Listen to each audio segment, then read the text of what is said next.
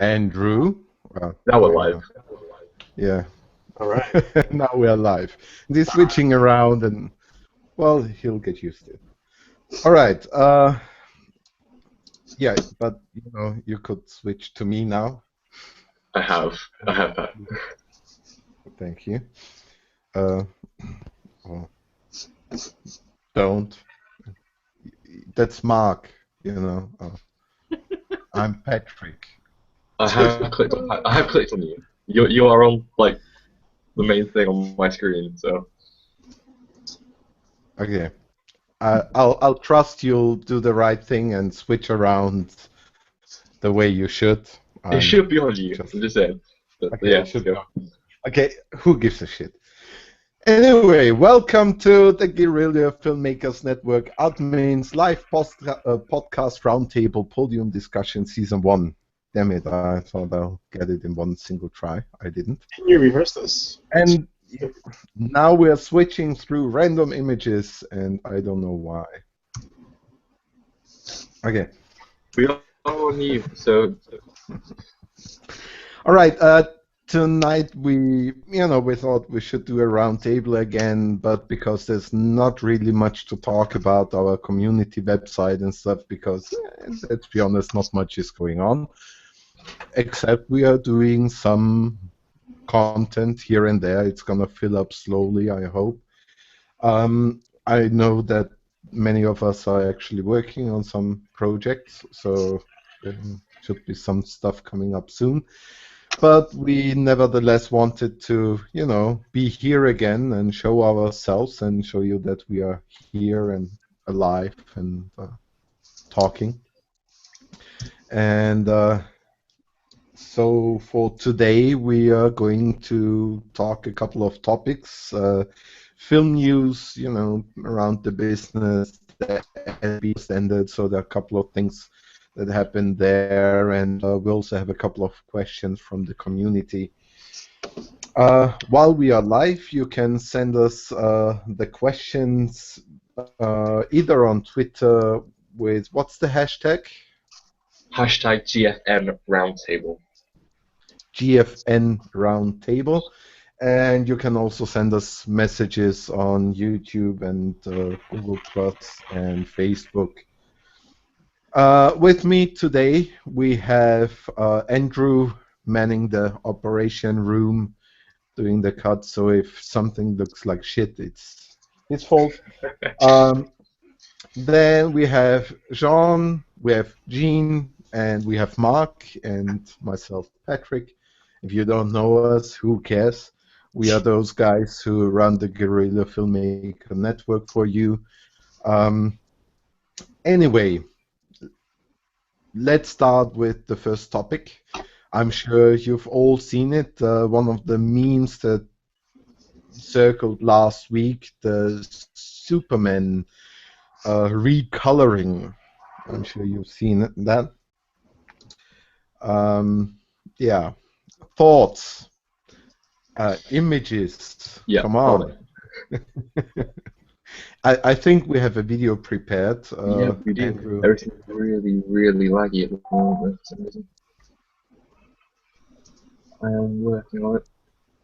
If it looks like we are amateurs, that's because obviously we are. We are not professional podcasters. Come on. There we are.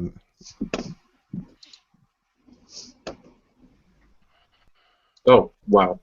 Amazing. And back to Pat. Yeah. So now, what is this? Okay, so Because I've heard absolutely nothing about this until you guys mentioned it like a little while ago. Didn't it show up on your Facebook feed? It was all over the place in every film group, I think. I don't go on Facebook. It's the devil.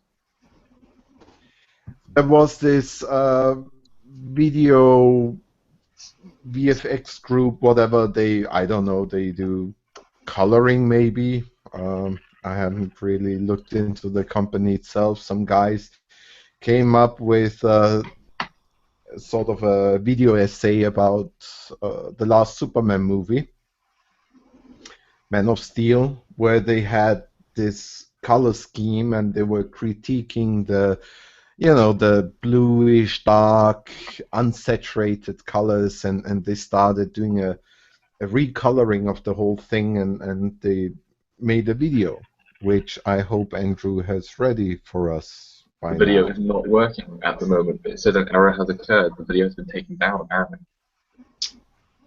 All right.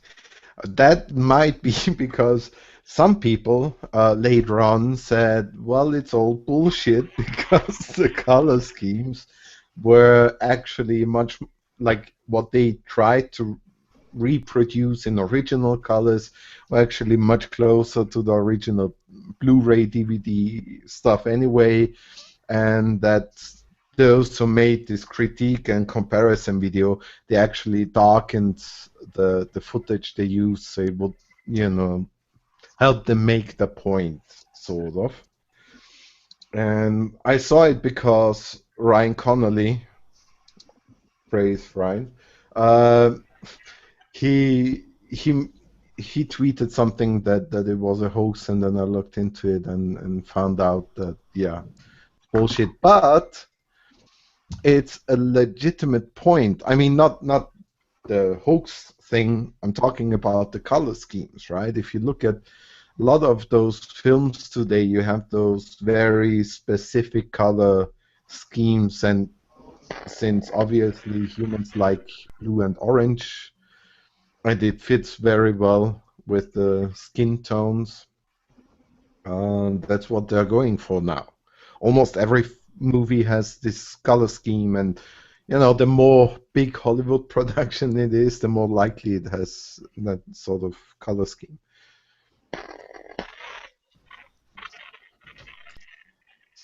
All right, I did send Andrew another video. I think this is the one by Video Lab. That's it. That's it. Yeah, the link to the video is in the chat. I did. That is literally the exact one that I put up. For some reason it wasn't working. There. Can we get some images of it up, just to substitute it, so people know what we're talking about?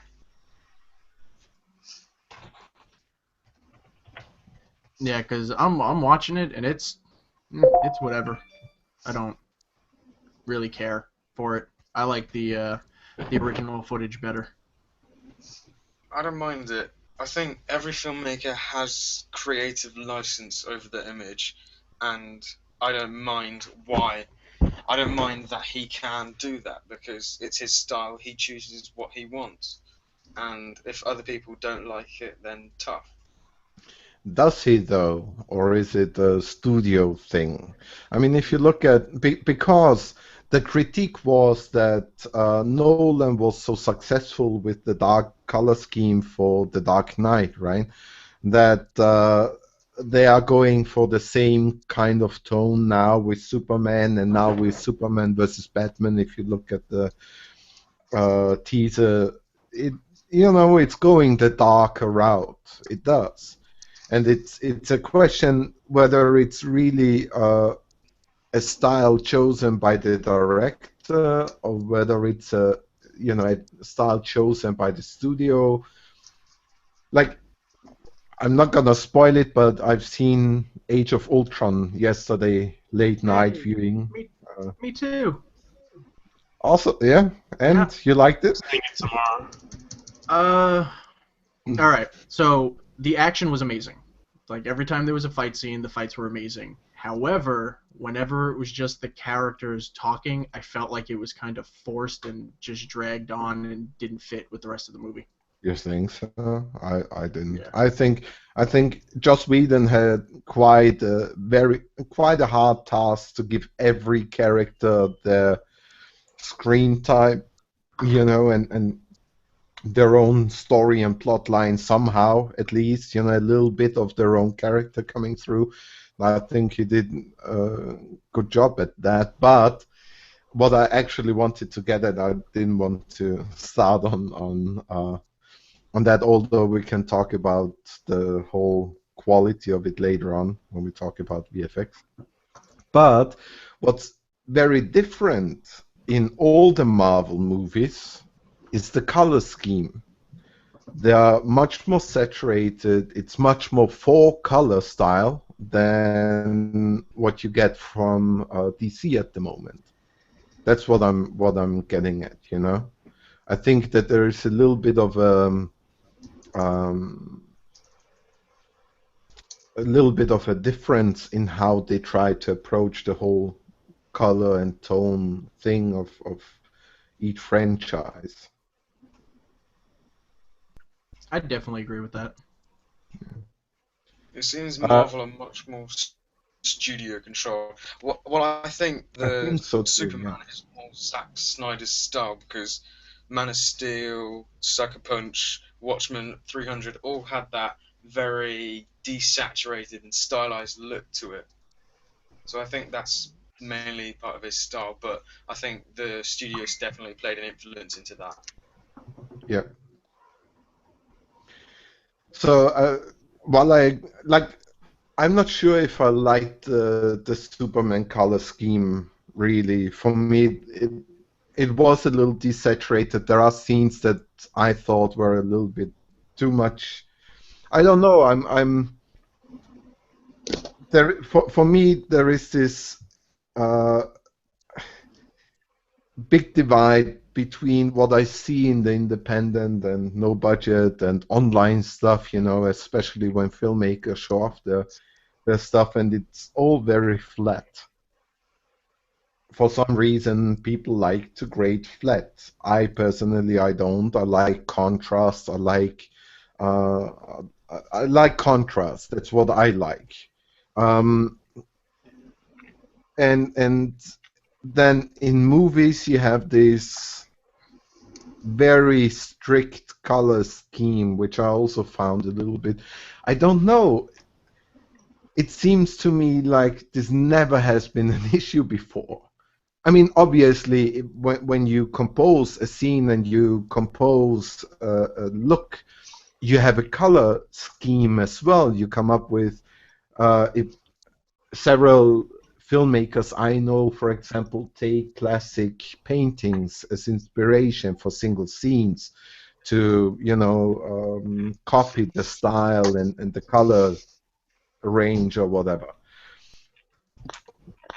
But that is part of the composition, you know, and now it isn't anymore. It became a part of post-production, and it's taking away from the from the DPs and the director's influence. I feel like Gene mentioned, it feels a little bit more studio controlled, you know, the whole color thing.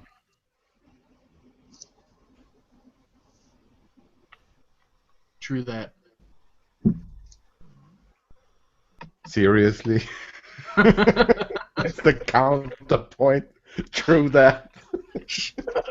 Oh, guys. No, because like I agree with you that when directors, cinematographers, editors, everyone has like their point of view when it comes in, and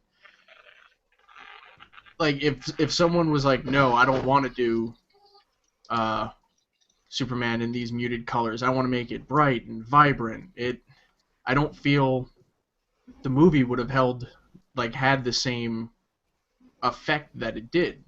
To me, Man of Steel was the best Superman movie made. I don't care for the originals. Yeah. And I feel like, yes, the acting was good, the story was pretty good, their whole take on it, but I love the scene setup. I'm not sure if I can take that uncounted. I can't agree with. Look, I have one really big beef with that movie. Well, two that makes it really something that turned into not what I was hoping for. The father dies for no reason.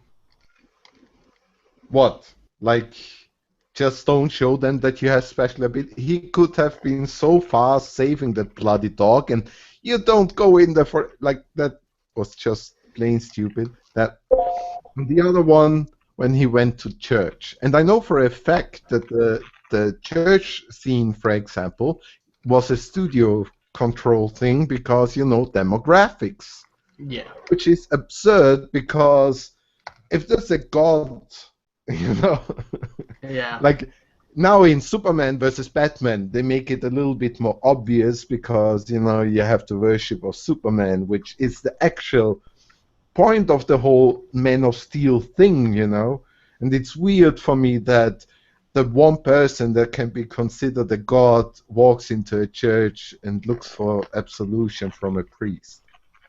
And that just doesn't make, and it has nothing to do with, that's the point where I say, fuck that. Like, oh, come on. That destroyed it for me. But Then and there. you said it yourself, that was a studio decision. Sometimes it's just taken out of your hands. But the rest of the film as a whole, like, I understand that Dad had to die because even in the comics he died.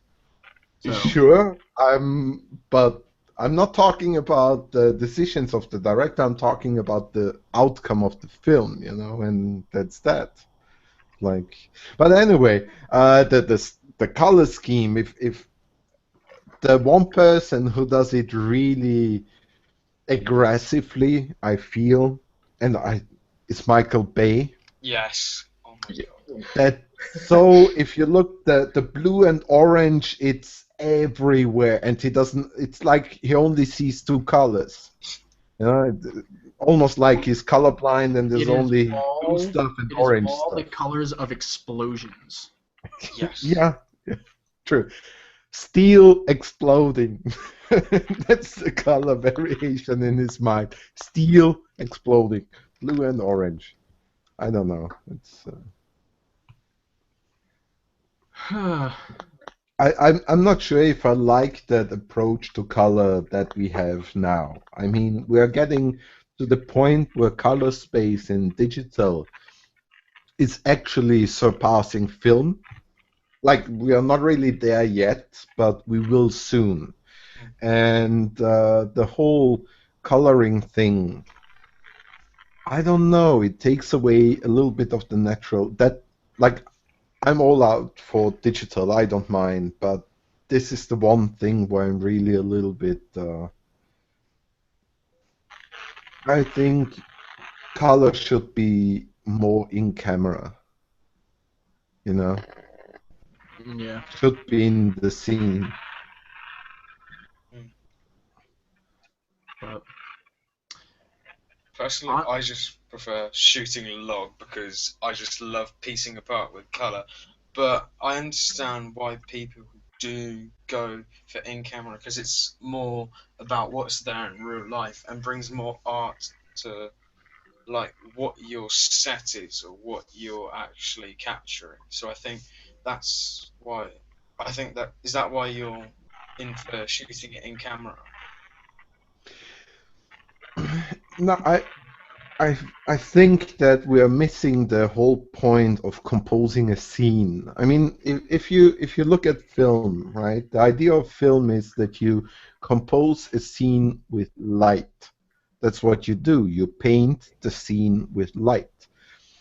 And it seems like we are not doing that anymore, or we are doing it less and less. I mean, my Sony A7S back there, right? S-Log with if I go into all darkness, and it's amazing, and I can do stuff that's really awesome. But at the same time, whenever I color my footage, I try to match the reality in which I've shot it as much as I can because I want to paint my scenes in the scene and not in post. You see what I mean? Yeah. And I think that we start to shift too much into the whole post-production process. The sentence "we'll fix it in post" is not funny anymore. It's too common, And now it's getting worse. We have image stabilization, not only in form of gimbals and shit like that, but also with attachments that you can, like positioning systems. Some cameras have them built in. I think the Ursa Mini, the new Ari, all have positioning systems inside. I think the Mark II of the C300 as well. You know, it's becoming part of the whole camera system, and you can use that metadata later on to stabilize the image. You don't ought to track camera movement and stuff and use that meta image. We're gonna have that with focus. We'll have it with depth control in general, and now with 4K, you know, everybody's saying, "Oh, I'm using 4K to reframe my shots," and that's what they do, you know, and much less is put into the scene, and far more is shifted towards the post-production process, where it's, you know, boring somehow. I don't know. It's losing a lot of the natural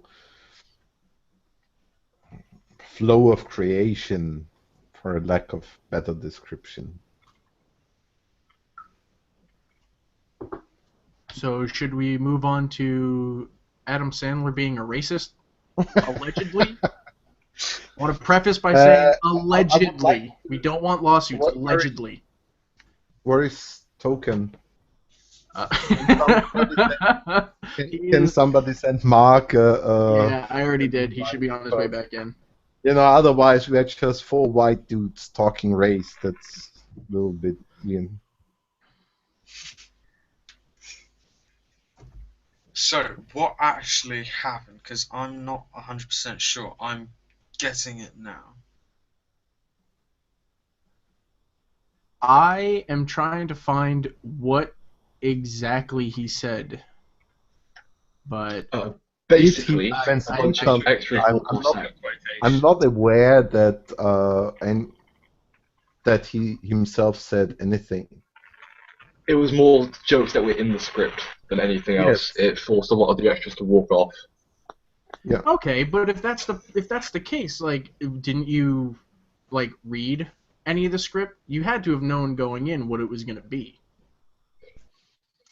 I think Yeah, as I'm an not extra, really you sure don't have access to the script, do you? Really, as an extra, you don't actually ever get to see the script. It's what the director was telling them to do that was in the script that was kind of upsetting people. I believe one of the things was asking Native American women to pretend to be urinating on the ground. Was one of the ones.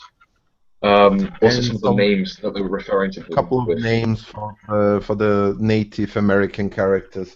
But here's the thing, you know, a couple of days later, or shortly after the whole, okay. So let's recap so that everybody knows what happens. Adam Sandler is making a movie, a Western comedy, or what he calls a comedy, you know. And obviously, since it's a Adam Sandler movie, there's a little bit of a racist undertone. I would call it that, you know. Did anybody send an invite to Mark? Yes. Yes. Okay. And you know, it's an Adam Sandler movie. I mean, who cares? And what happened is that a couple of the extras, although there were like hundreds, like not hundreds, but there were more. There were like 100 people or something, and a bunch of them decided that they were offended by the content of some of the scenes depicting Native Americans. So they went off the set. And somebody obviously got wind of it, and they started to make a lot of ruckus, and people started bashing the movie for being racist.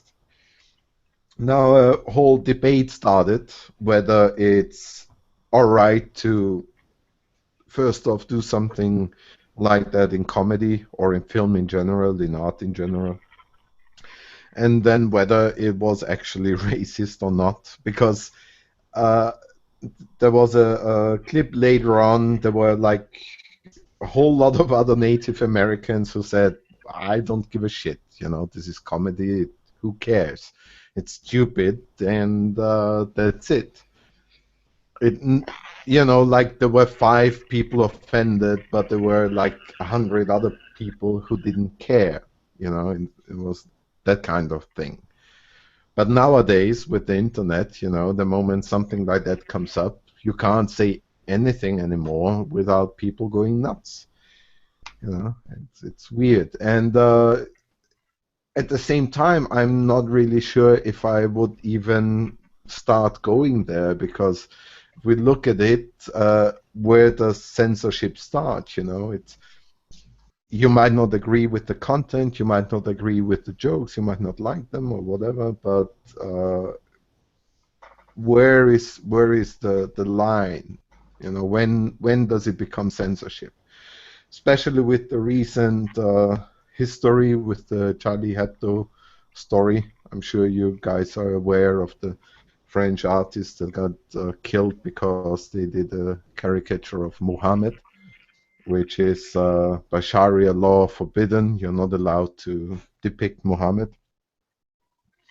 And they got killed for it by some extremists. And I'm wondering, you know, if the moment you're not allowed to say something, especially if it's comedy, whether that is censorship of art. You know, as I said, you might not agree with the art, and calling an Adam Sandler movies art is That's kind of stretching it just a controversial.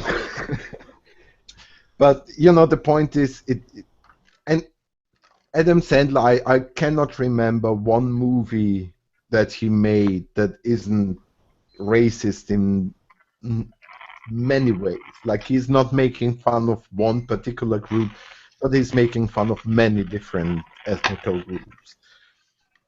He's making fun of Asians, he's making fun of Jews, he's making fun of Palestinians, he's making fun of everybody, rednecks, right?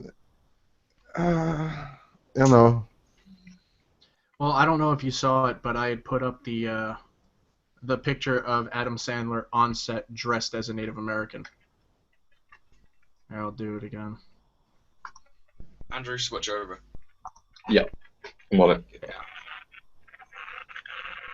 It's like, how could you not think that the things in this production weren't going to be, you know, a little offensive? Of course it's going to be. You have Adam Sandler dressed as a Native American. That right there in and of itself is offensive. Is that like blackface, technically? Yeah, pretty much. Pretty much. Okay, what was it called? Chuck and Larry, right? You know Yes. Chuck and Larry? Right. They go to Canada and marry in some weird church that's run by, I forgot what the name of the actor is. But he's, you know, he's like in almost every Adam Sandler movie. He did the Gigolo. What's his Owen name? Wilson. What? Wait, no, I'm kidding you. You're too quiet. Anyway, that actor, he was dressed up as an Asian, you know, with big teeth and, you know, That was doing probably- Asian, Yeah, that was stupid probably Asian Rob impression. Yeah, that's Yeah, him. it's always Rob Schneider for that stuff. Yes, it was. Rob And Schneider he's- is the offensive Asian guy. Exactly, and he's doing an offensive Asian guy, you know. So it's not the first time that, and I'm sure if we look through other Adam Sandler movies, we will see similar things. I mean, he's even doing a spoof on Jews, and he is Jewish, you know. In Sohan. Who is doing paper stuff? That Mark? might have been Mark. I muted his mic. Thank you. So, you know, but at the same time, like if Louis C.K. is making fun of your kids, If Louis C.K. is making, or if you make fun of Obama, or if you make fun of Christians, you know, where does it stop? Like, are we not allowed to make fun of other people now? I feel that the political correctness is killing our cultural ability. I think we should be allowed to make fun of all races, of all, and I'm not, I hate the word race because there is no such thing as race. There is a skin tone, and as filmmakers we should know it's one range. Um if you know about colors, it's a tone. It's not. Never mind. Um, and I feel like we should be allowed to do like in especially in satire and comedy, especially if it's art. You should be allowed to depict anything. It just has to be clear in the context. Like I'm absolutely fine, but okay, I'm a white dude. So I'm maybe not the most qualified to have an opinion on that. But I've been part of minority groups several times in my life, uh, not color-wise, but others. And I don't know. I feel like we are restricting ourselves far too much with all the political correctness. If the context is fine, like Django, I don't know. I think that's fine. I have no problem with the word nigger in the context of the film Django, said in that specific time by those specific characters. And in that context, like in this context of discussion, I feel it's weird to use a substitute or not use the word at all. You know, I think we should be able to talk about it. As long as it's part of our culture, we need to be able to address it. Yeah. Oh, come on. I was, And whatever. Mark is not even paying attention. His camera is like at the floor. Yeah. He's probably working in some office at the moment, and I don't know what he's doing. I think he might be just hiding it from his boss. There he is. Yeah. Do you have anything to say on the racism topic? Oh. Oh, Wait, hold on. your microphone has been muted. Hold on. Okay, you're good now? Can you guys hear me now? Yeah. Yeah. No, it's good. Okay. That's why he's not talking. Exactly. How did his mic How go? Where did his racist camera is go? that? Shutting up the only black dude in this conversation We for all- muting his all microphone. are You're racist. racist. I could have said something, but no, you muted me. Holy shit. No, I agree with you. I feel that the artistic outlets that we have in film and in entertainment, while there is a really nasty history in the past against most minorities, it should at least still be possible to do satire, to do tasteless entertainment, so on and so forth. It's in the context that, if it's tasteless and you know that it's tasteless and it's that sort of movie, then you don't have to see it. I don't feel like we need to be politically correct in every aspect of everyone's lives, everywhere, 24 hours a day. It's just that doesn't seem like there doesn't seem to be a reasonable society to me. Racism exists, and whether it's in a hateful manner or in a satire manner, it's better to discuss it and see it than it is to try to suppress it and act like it doesn't exist, because it is everywhere and it does infuse every part of our society around the world. Yeah. We might have lost. You got cut off. Right there. But no, and there's also something that my father always told me. You can't please everyone all the time. That's true. So it doesn't really matter. You can have the best of intentions. Someone's always going to be offended, and especially with the culture that we live in today, everyone is so quick to just jump to being offended and appalled. It's just, Right. it's sad.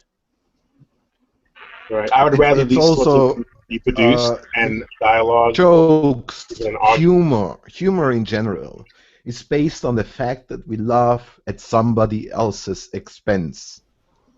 We are not aware of it, but every time we laugh at somebody else's expense. That is part of it. It is, the shame of other people alleviates our own, or it makes our humanity more bearable, sort of, Gilbert Gottfried, after 9/11, just a couple of weeks later, he started making 9/11 jokes. Why? Because he's a comedian. It's part of his joke to reflect on those topics and make them part of our conversation by making fun of them. If you laugh about it, you take away the power it has. But there has to be, for it to be tasteful, there has to be like a mourning period. You can do 9/11 jokes now. Not if it's clear in the context, as you said before yourself. If it's clear in the context that it's gonna be tasteless, and I mean it's Gilbert Gottfried, it's gonna be tasteless. This is then true. You know what you're gonna get. If Agreed, but I would still want to see some sort of respect for the dead, considering the circumstances around 9/11. I'm not saying he can't do it. I'm not saying that he shouldn't do it. I'm just saying that trying to do 9/11 jokes shortly after 9/11 may not be a good idea for me. That might be true on the general depiction, but I think when it comes to comedy, or especially satire, right. I think all gloves are off. I think there shouldn't be a limit. The limit is set by the audience, really. If the audience thinks that just too much. That's sort of what I'm saying. Like, I'm not saying you can't or you shouldn't, but really, especially if you're doing 9/11 shortly after 9/11, it's just not a good idea. Even if the jokes would have been funny. That's why most people didn't do them, right? Right, exactly. Do better. Like, it definitely wouldn't be frowned upon by society if they did 9/11 too close to 9/11. Yeah. Just like doing like Michael Jackson jokes, too close to Michael Jackson passing. Could you do it? Yes. Should you do it?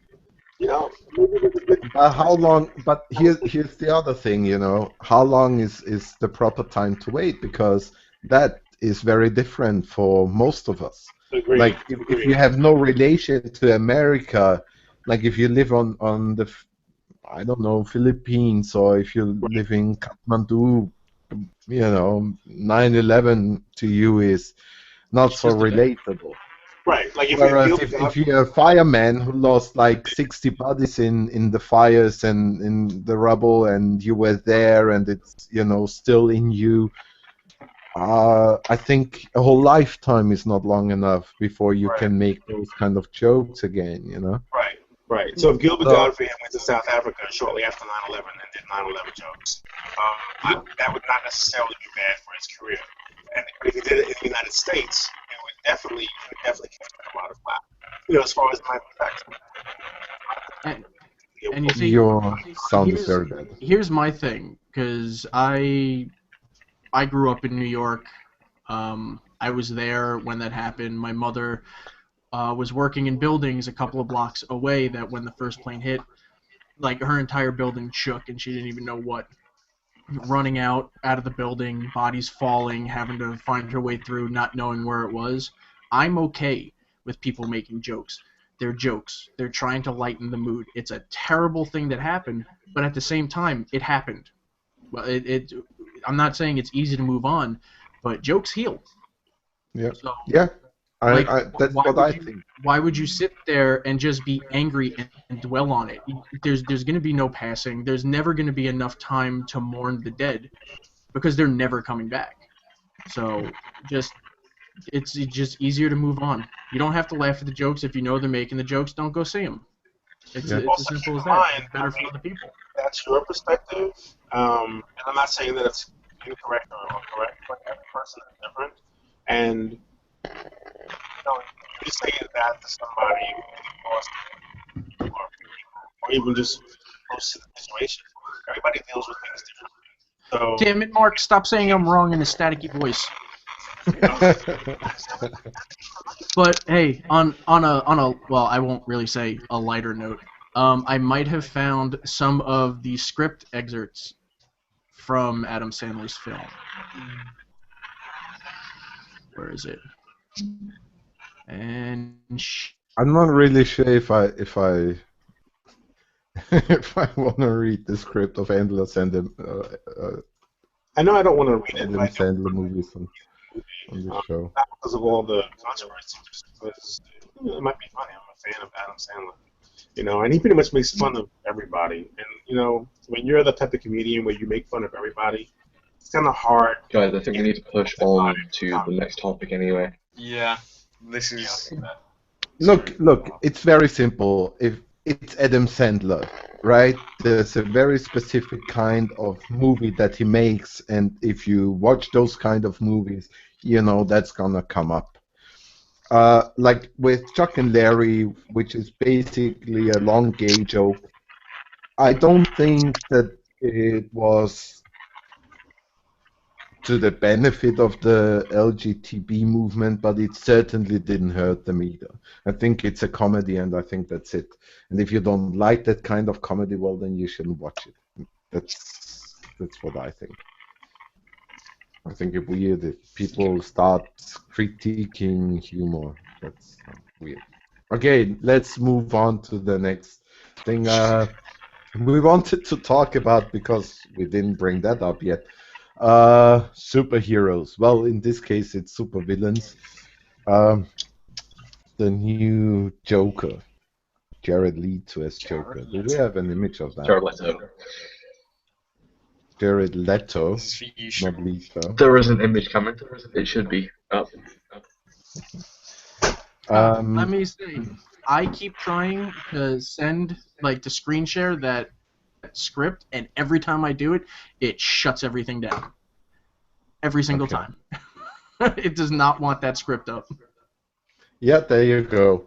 DRM. Maybe Google banned it from Hangouts. So it's offensive. There are two of you now. What just happened? I don't know. I'm still waiting for the Jared Leto. It was image. here a second ago, and then screen share closed down. Yeah, because We're basically gonna. the other moderator is playing around with screen share at the same time. You can't do it at the same time, guys. Only one of you should. Andrew has a couple of images prepared. If you want them to show up, send them to Andrew. Okay. So, I don't know. I haven't seen the image yet. I mean, I've seen it, but I haven't seen it in this conversation yet. Is Andrew still with us even? I do not know. Can you guys hear me? Testing 1, 2, 3. Yeah. Okay. Am I clear? Okay, never mind. If you haven't seen it yet, well, then Google Jared Leto as a Joker. Yeah, what? Somebody else start off, maybe. There we go. Do you want to showcase that? Because it looks like you're just showing Pat at the moment. I was showing. There we go. No, still Hang on. showing Pat. Okay. I think the thing's messed up. There we go. We good? Yes. Yeah. That's it. Okay, cool. What do people think of this then? Personally, Might be a Marilyn Manson. It does, doesn't it? That's what I'm a I fan of thought. Marilyn It Manson. That's Before necessarily people start bad. mentioning the tattoos, take them with a pinch of salt. I have heard that mainly there are references, and I'm not actually in the finished film. They're just for the photo shoot. I really Besides like anything, I like it. He looks creepy as fuck. Yeah, this is the first time I've genuinely been creeped out by the Joker, because Heath Ledger was more menacing, but now he genuinely looks crazy. The only He thing does I have don't that like is prison vibe going. I don't like the damaged. This looks Yeah, it's more too much. like the original Dark Knight Joker to me, Hmm. right? For me, the real Joker is Miller. That's Frank Miller. Frank Frank Miller. Miller, yeah. That's for Well, me. that is what this is supposedly based upon. Yes, yes, it is. Yeah. Also, what like how Batman has to look for me overall is like in the computer games of late, Yeah. Arkham Asylum, Arkham City, that sort of thing. That's how the universe and the characters should look like, I think. That's the Joker I like. That's the Bane I like. That's the Croc I like. That's the Penguin I like, and that's the Batman I like. And this is the Joker that comes closest to that version, and at the same time has sort of a 21st century kind of nastiness to him. He looks a little bit more fitting for the time, like the classic Frank Miller Joker that we also see in the computer games, with a bow tie and with a frock and stuff like. Nobody's wearing shit like that anymore, even if you're crazy. Mm. So, I Have think you noticed that's much more Leaked fitting, photos. I think. it does look like his skin is actually bleached and not makeup this time, so it could be the chemical incident again. Well, I heard he's going far for his roles. Who knows? Maybe. But yeah, I like it, and I think the tattoos are fitting as well. I think they're part of our culture today, how it's supposed to look like. So Yeah, I like it as well. Who has seen the trailer for Batman v Superman, by the way? Out of curiosity. Margot Robbie, Harley Quinn. Yeah. I'm happy. what bothers me most, I'm not even worried about Ben Affleck for Batman. I think that jaw-wise and stuff, he looks alright. What bothers me first of all is that they do the Christian Bale voice, which I think is stupid. I Do didn't they? like it on Did Christian they actually Bale. do the Christian Bale Well, voice? not like Voice not changer. without any tone, but deep and dark and shit. Well, Like I think that was in like- the of the suit. It sounded kind of mechanical when he was in the That battle was armor. using voice changer, I Yeah. think. and and like the short ears, I think Yeah. they look stupid. well, the short I ears don't are. like the very long ears, but they should be a little bit longer. That's. Eh. But other than that, I'm fine with the look and overall feel of Ben Affleck as Batman so far. It's like we haven't actually heard the Ben Affleck Batman voice yet. That's the thing. Like we heard the mechanical voice, yes, but nowhere have we actually heard Ben Affleck's Batman voice. All That right. being said, anything is better than I'm Batman. Yes. I'm so angry. It's like, dude, you need a friggin' lozenge. Like, what are you doing? I don't like the Nolan Batman. Here, I said it. I think Nolan fucked Batman up. I mean, he didn't fuck it up as much as the previous two Batman were fucked up, but I don't like the Nolan version.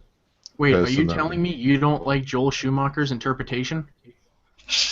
You don't like the bat nipples and the bat groin? Oh, Although first I have Batman to I've ever say, seen. what was her name? Batgirl. Alicia Silverstone? Alicia Silverstone, right? Yvonne Craig was She was better. sexy. I like her, like in that, but nothing gets close to Michelle Pfeiffer as Catwoman. No, Anne Hathaway was hot, and I think she did a good job, but Michelle Pfeiffer just sold that crazy. And Crazy it worked, yeah. She was really good as Catwoman, That for me was really, really good. And the first two Batman incarnations by Tim Burton, the overall style of Gotham was nice, but that dude never even read a single Batman comic, so he didn't know what the fuck was going on, The thing I'm most I worried don't think that there is a good Batman yet. As I said, for me, the best Batman incarnations, aside from the Frank Miller comics, is still the computer games, the recent one, Arkham Asylum, Oh, City, without a doubt, that That's should be the Batman voice. Like, I don't care yes, who you that's have for me is playing the it. Batman look. Like, Kevin Conroy. like his voice is just iconic. When you think Batman, that's what you think. Exactly. Alfred looks awesome. The whole city looks awesome. The gangs look like they're supposed to. The slightly overdrawn and almost like a caricature of people and a metropolis. That's but darker. That's Gotham. And the computer games, I think, captured it the best yet. So yeah. What I'm But we'll most see. worried- They're gonna we'll have a Batman movie soon, won't we? 2019 is the first solo Batman movie, I believe. Oh wow. There's gonna be another Batman Superman movie first. Yes. Batman v Superman is next year. Yeah, Batman versus Superman Batman is vs next Superman year. is 2016, Okay. Yes. and then Then I think what they Justice said League was is 2018. Yeah, yeah, because they Yeah. still have a Wonder Woman movie. which is on the rocks at the moment because the director's just left. Yeah, they're not sure if they're gonna make one. Also, Justice League is probably coming before the solo Batman movie. Yeah, I Yeah, think what well, they're doing I is think they're they bringing part one and introducing more characters and then bringing in part two. Yeah. Yeah, because what I think the deal was, you get They're trying to the Justice outlaw League it. movie, and then after the Justice League movie, like those movies are done, then you'll get another Batman movie. They didn't Yes. want to remake a standalone Yeah. so soon after Exactly. that. They It's wanted more to differentiate. interwoven in the universe of the Justice League DC current path. That's right. Well, look, And they we're can- gonna have Aquaman before we're gonna have a solo Batman movie. So there's that. See, a lot of people are mad about what's his name, Jason Momoa. Yeah, about him being Aquaman. Honestly, I think he's a badass think he actor, looks and I cool. think he's gonna be great. Yeah. I mean, I'm not sure with the hair. I'm hoping he's gonna cut it off at some point, and because he looks a little It's bit just like not a good for battle. Neanderthal. But yeah, I think he's awesome. I liked him as Khal Drogo, right? And he didn't have much to say there, and the little that he did, I think, was awesome. I wouldn't mind him playing more roles. Conan was a little bit, not because of him though. Not because of him though. You're missing his breakout role, Baywatch Hawaii. I have to admit, I've been out of puberty for that Baywatch. Even Jason I've Momoa been wants to in forget that. puberty in the first Baywatch. I had Pamela Anderson and what was Jack, the blonde. Oh, she was hot. Can't remember her name. I'm actually currently trying to pull up an image of another I got a leaked photo. Tim Burton character. Where the hell is this picture? This is such a terrible picture. Is Mark muted again? I don't And think I so. just- It shouldn't be. Must be Is something his wrong with Mark's connection end. just shit? Can we get this up? I've got this from a member of the group, and it's a leaked set photo from Dawn of Justice, and it's Send it to basically Andrew. showing that the Joker hasn't got the tattoos on his face, and he's much cleaner. Have you got it, Andy? Possibly, but I don't know if I can actually bring it up without my internet crashing. Which is It's do you in be our- able to or It's in the admin chat. I know, I'm worried my internet's gonna crash out. Yeah. Again, because I have. Do you want to take a look at it?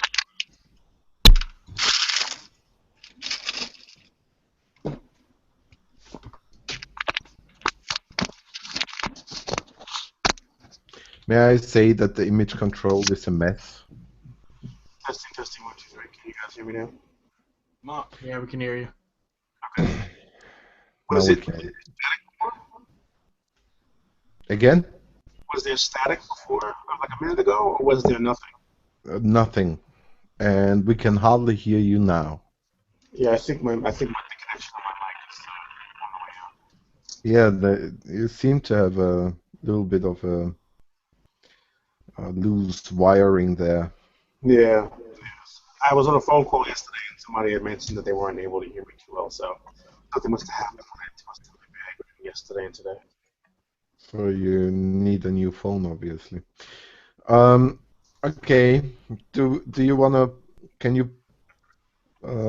Yeah, you are showing off the image now. Yeah. I don't know. Maybe they gonna plant the. Who knows? Maybe that's just some blocking, some rehearsal, some. Maybe they're gonna add the tattoos in post. I know what team that is supposedly meant to be.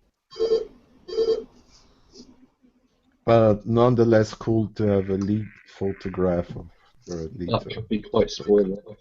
Oh, okay. Yeah, this entire thing has to be spoiler. We spoiled like some of Man of Steel. So yeah. No, come on, you can't spoil Man of Steel. You know, if you haven't seen that one, fuck you. And we are not talking about the content of Age of Ultron. Besides, this It was amazing, by the way. yeah. So, okay, let's talk about our next topic, new cameras, because we never talk about new cameras enough. Oh, that's right. We sure have. We're shortly after NAB. God damn Well, it. there are a couple of new cameras that just came out or are about to come out. I hope Andrew has some images for us. I do, but the internet is dead. What's going on? I can't do anything at the moment. Just put up one of them. And I have literally no control over anything. the one I liked the most from all the NAB stuff that I've seen, I like the Ursa Mini. The Ursa Mini was, I mean, you can choose between global and rolling shutter, which is nice, you know, depending on how many frames you're shooting. Otherwise, form factor, size, the codecs that it can do, the latitude looks really cool, and it's actually functional. It's not a big block, ugly thing like the Ursa, the original one. So I like that one the most. Really? Again? Testing, 1, 2, 3. Nobody else. Testing. Come on, guys, participate. Testing, 1, 2, 3. You know that people are watching this stuff. I mean, I don't think that there are many watching us Testing, 1, 2, 3.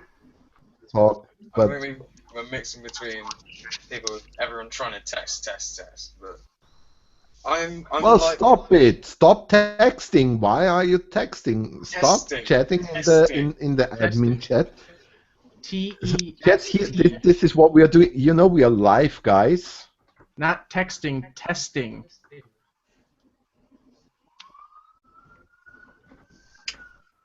You should have done that.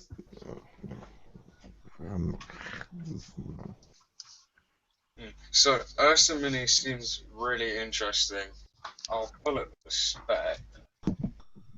Where is it? Oh my god. Hmm.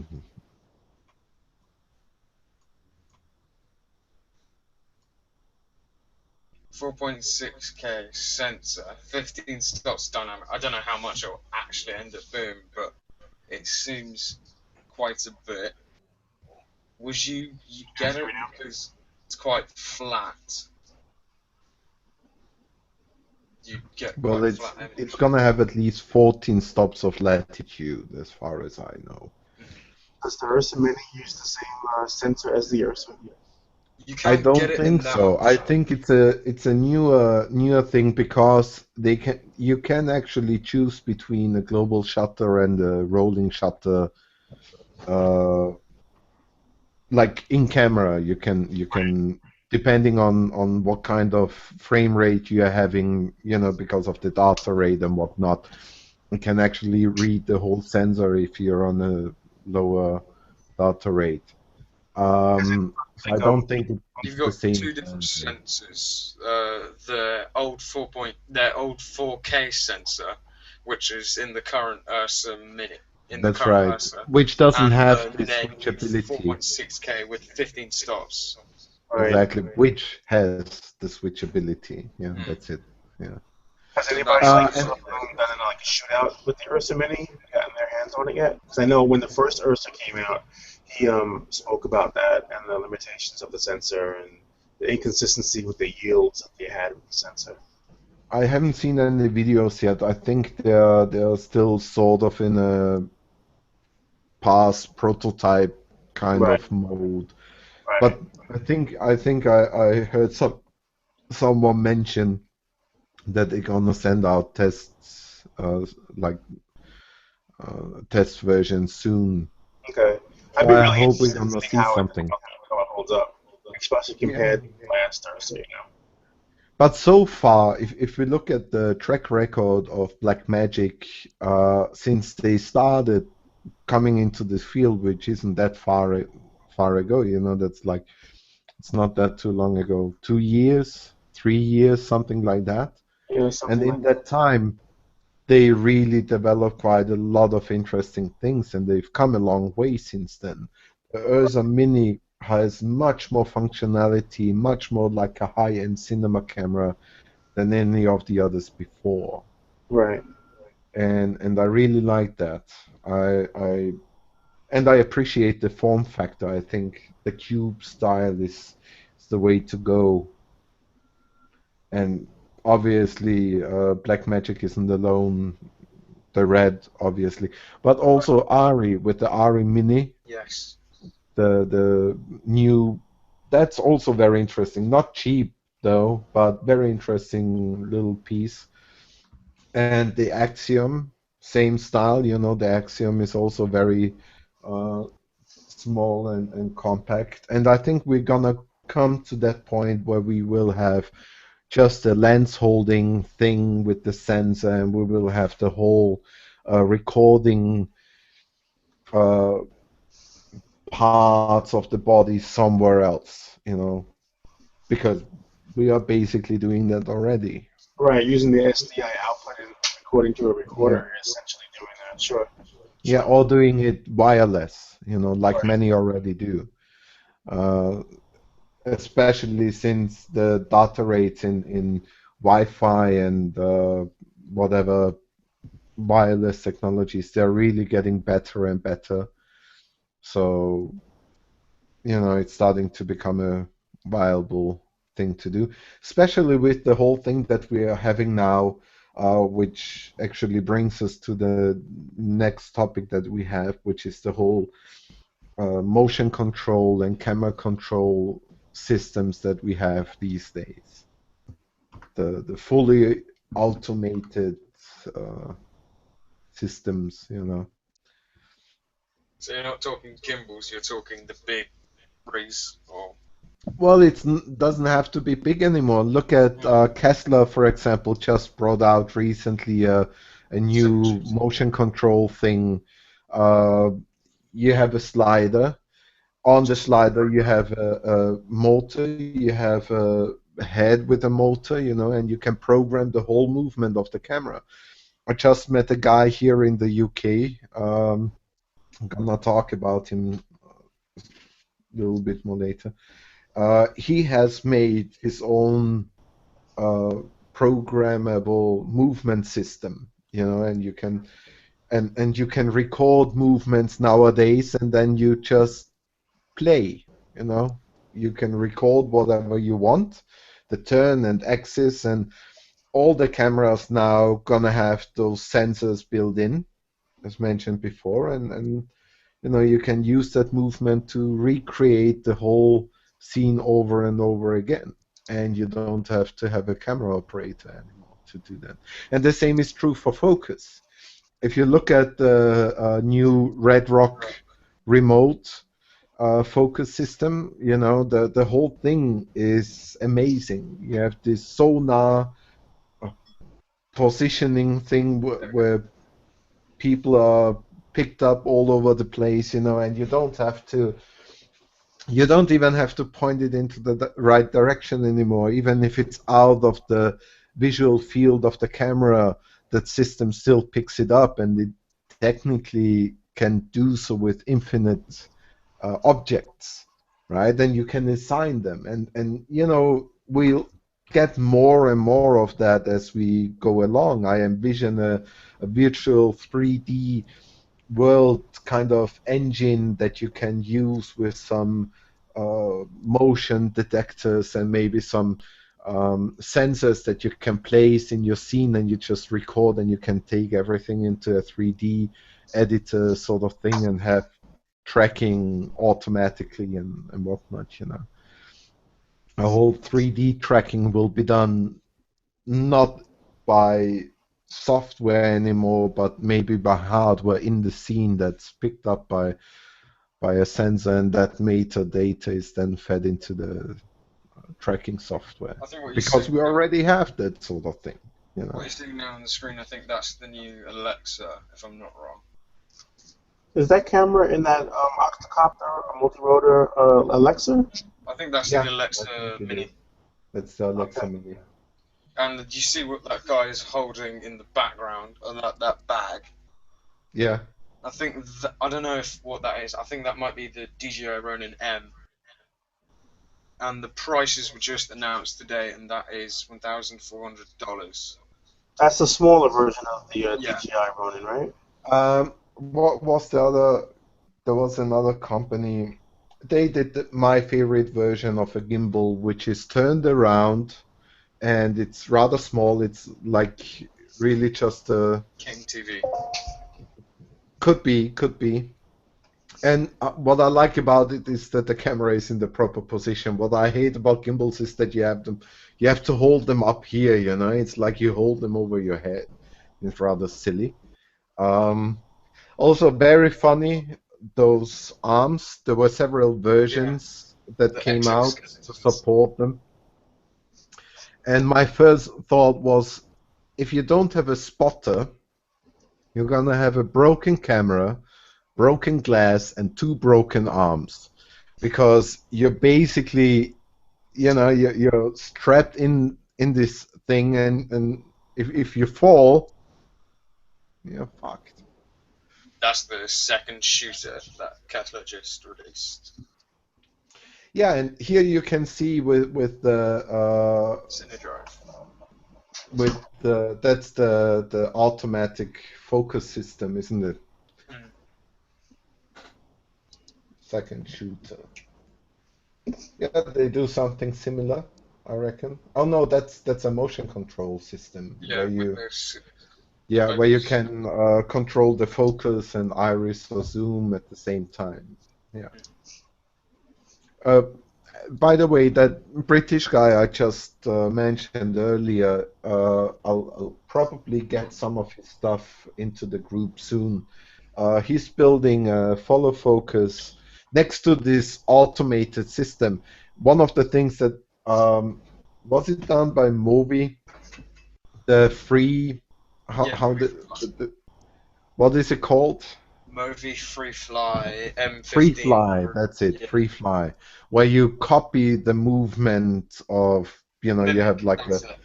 just the sticks, and the gimbal is basically copying your movement. Now, the British dude that I've met, he built that sort of thing already. And what he can do is he can use the sensors in the tablet, for example, or in your phone, and you can do the same thing. And the nicest thing about it is if you put that on the tripod, right? You just move it like you would normally move a camera on a tripod, and wherever the camera is in the gimbal, it will copy the movement exactly. So you can put it on a crane, you can put it on a copter, wherever, or you have a second operator, and then you have this free fly thing and copy the motion. Very interesting stuff. And that dude here in Southport, where I am, who built his own system. That system, believe me, it's far cheaper than the movie system. And I'm gonna try to get a video up of it soon. And also, he's doing follow focus, remote follow focus, which is much cheaper. I think below £200 Wow. for virtually. I think at the moment he has 6 channels. You can do focus, you can do zoom, you can do obviously iris control if you like to, but you can also send gimbal controls over that thing. Yeah, You know, right. it's all Yeah. one software. You can either use a free software or you can use a knob thing. So there are a couple of variations. He even did a goggle thing so that you would have sensors on goggles, and wherever you look, the camera on the gimbal looks, which is a cool idea, I think. You know. But camera automation is the next big thing, I believe. Who is a camera operator? Or who wants to be a camera? Like, that's Right not now, going to be a job soon. yeah, no. Right now, it's me. I'm doing all the screen shares and everything. But No, there's no other I whoever's mean in talking. real life. I'm Oh, not talking about the chat. Like oh, who is camera not me. who wants to look at that bleak future? You know, it's soon camera operators not gonna get jobs soon. You know, everything will be Yeah, automated. quite a while away. You will have like automated dollies, right? Like a doorway dolly or something with a gimbal on top, and everything will be pre-programmed. Right then, I'm gonna sign off now. And you know what they're gonna do? They're gonna add shakes in post to make it look handheld. That's what I don't get. You know, we have all this stabilization bullshit, and then we do shakes in post. Yeah, they do that now, as a matter of fact. Has All anyone right, tried? let's Okay, right, I'm signing off. All right. the cyan. Yeah, Jean has to go. Bye bye, Jean. Bye. I haven't tried it yet. I'm not sure if it's as good as it sounds. Like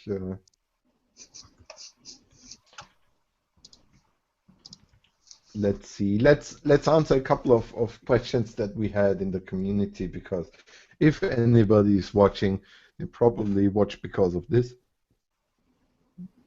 The first question was about cheap locations. How to get cheap locations for shoots. Does any Yeah, one of you have? you can try dance schools or dance studios. You can try those. They may have a location that's going to be fairly clean and wide open. You might be able to use for a shoot. You mean if you do like a studio kind of thing? Sure, sure. Like even if you need to do something where you need a background and maybe a little bit of set, you can put that in one of their locations. Of course, it's not going to work if you're trying to do a dungeon or an outside scene or something like that. You know, that's an option, and their rates are fairly reasonable usually. Yeah. Well, for me, the cheapest location is, I mean, we are called the Guerrilla Filmmakers Network, you know. The Just sneak in. cheapest location for me is go out, shoot, and try not to be caught.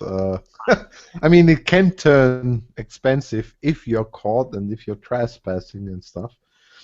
You know what? Speaking of that, you know, a lot of people have warned me in the past about being careful about shooting in New York because cops are on the lookout for, you know, anybody who sets up a tripod.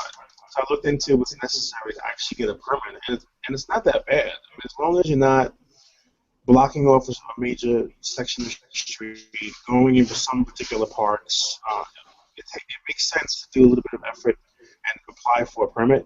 It gives you the freedom to, you know, not have to worry so much about being, you know, rousted by the police or being somewhere where you don't need to be. So instead of assuming that you can't do it, or instead of assuming that it's going to be too expensive, at least try and see how much it's going to cost. Every time you're going to go out to shoot, see what it's going to take to get a permit, especially if you can plan in advance, because it might be well worth your time. I absolutely agree. Often it's rather easy to get permission anyway. Yeah. But you should really look on where you're going, where you want to shoot. You know, if it's some public area where you don't have to close off streets or something like traffic, it's usually not a problem. The moment it's a little bit more complicated, the moment you do it in a park, for example, it could be a whole different uh, governmental body. You know, back in Austria, I had this problem. I wanted in a park, like a enclosed park, and they didn't let me in because it was like wildlife sanctuary, which was bullshit because it would have been like 10 meters away from the gate or something at the parking lot, really. So it, like not really serious.